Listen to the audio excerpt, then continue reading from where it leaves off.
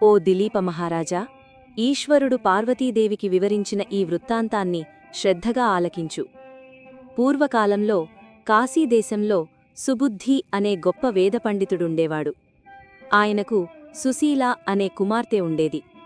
ఆమె అప్సరసలాంటి రూపవతి, హంస నడక కలిగినది, కోకిల కంఠంతో మాట్లాడేది, అద్భుత సౌందర్యరాశి. తన కుమార్తెకు తగిన వరుడెవరని సుబుద్ధి ఎప్పుడూ ఆలోచిస్తూ ఉండేవాడు. ఒకరోజు సుబుద్ధి శిష్యుడైన సుమిత్రుడు గురువుగారి పూజకు కావలసిన సామాగ్రి తేవడానికి అడవికి వెళ్లాడు.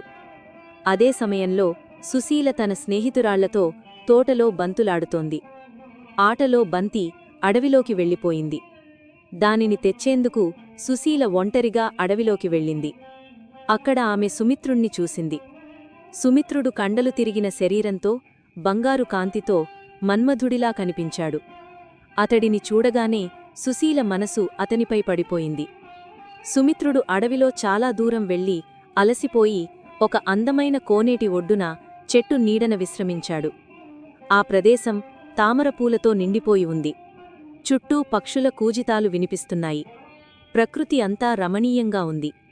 సుశీల మెల్లగా అతడి దగ్గరకు వెళ్లి ఇలా అంది: ఓ సుమిత్రా, నిన్ను చూడగానే నా మనసు చలించింది. ఈ ఏకాంతంలో నన్ను కౌగిలించుకో. మన ఇద్దరి వయస్సు, రూపం అన్నీ సరిగ్గా సరిపోతాయి. చెట్లపై ఉన్న గువ్వల జంటలను చూడు, తేనె తాగుతున్న తుమ్మెదలను చూడు. సమయం వృధా చేయకు. నా యవ్వనాన్ని నీకు అంకితం చేస్తాను. ఆ మాటలు విని సుమిత్రుడు మొదట నిర్ఘాంతపోయాడు. శిలావిగ్రహంలా నిలబడిపోయాడు. కొంతసేపటికి ఆమెతో ఇలా అన్నాడు: బాలా, నీకేమైనా పిచ్చి పట్టిందా?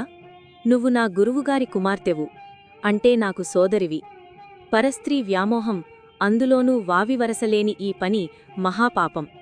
సూర్యచంద్రులు ఉన్నంతకాలం ఇలాంటి పాపం చేసినవారు నరకబాధలు అనుభవించాల్సి వస్తుంది.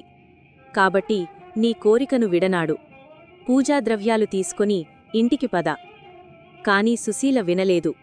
మొండిగా ఇలా అంది: అమృతంలాంటి కన్య తనంతట తానే వచ్చి కోరితే కాదనేవాడు మూర్ఖుడు. నువ్వు నన్ను తిరస్కరిస్తే ఇక్కడే ప్రాణత్యాగం చేస్తాను. అప్పుడు ఒక కన్య మరణానికి నువ్వే కారణమని లోకం నిన్ను చీత్కరిస్తుంది. మా తండ్రి కూడా నిన్ను క్షమించడు. కాబట్టి నా కోరిక తీర్చు. ఆ విపత్కర పరిస్థితిలో సుమిత్రుడు పూర్తిగా కుంగిపోయాడు. ఏమీ చేయలేక ఆమె కోరికకు అంగీకరించాడు. ప్రకృతి ఒడిలో వారిద్దరూ కామతృష్ణను తీర్చుకున్నారు. అనంతరం పూలు, పండ్లు తీసుకొని ఏమీ ఎరగనట్లు ఇంటికి తిరిగి వెళ్లారు.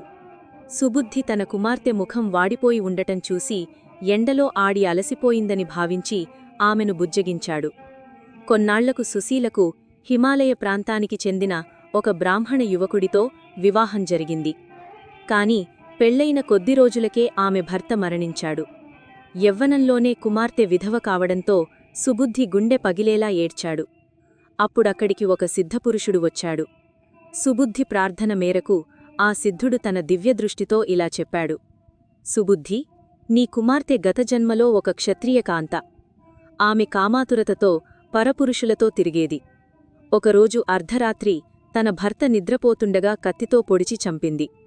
అనంతరం భయంతో తాను కూడా ఆత్మహత్య చేసుకుంది. ఆ భర్త హత్య చేసిన మహాపాపమే ఈ జన్మలో ఆమెకు వైధవ్యాన్ని తెచ్చింది.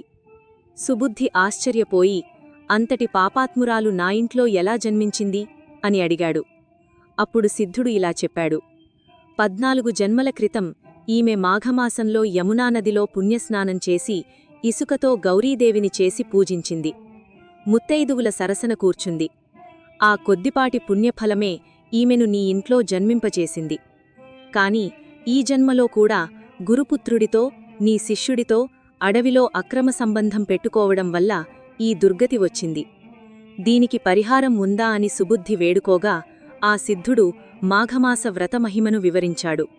మాఘమాసంలో సూర్యోదయానికి ముందే నదీస్నానం చేయించాలి.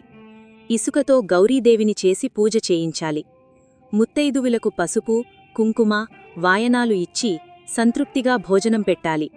ఇలా చేస్తే పరపురుష సాంగత్య దోషం తొలగిపోతుంది. మాఘస్నానం వల్ల రోగులకు వ్యాధులు తగ్గుతాయి. పిచ్చివారికి మతిస్థిమితం కలుగుతుంది. సిద్ధుడి మాట ప్రకారం సుశీల భక్తితో మాఘస్నానాలు ఆచరించింది. ఆ పుణ్యఫలంతో ఆమె భర్త తిరిగి ప్రాణాలతో లేచివచ్చాడు. సుశీల, ఆమె భర్త, ఆమె తండ్రి సుబుద్ధి ముగ్గురూ పాపరహితులై చివరకు విష్ణు సాయుజ్యాన్ని పొందారు. విన్నారు కదా, మాఘమాస పుణ్యస్నానానికి ఉన్న శక్తి ఎంత అపారమో! ఈ వీడియో మీకు నచ్చినట్లయితే లైక్ చేయండి, మీ బంధుమిత్రులకు షేర్ చేయండి. మరిన్ని ఆధ్యాత్మిక విషయాల కోసం మన ఓం త్రిభువన్ రామ్ ఛానల్ను ఇప్పుడే సబ్స్క్రైబ్ చేసుకోండి. ఇప్పటికే 12 అధ్యాయాలు పూర్తయ్యాయి. మిగిలినవి వరుసగా వస్తాయి. 15వ అధ్యాయం కోసం సిద్ధంగా ఉన్నారా?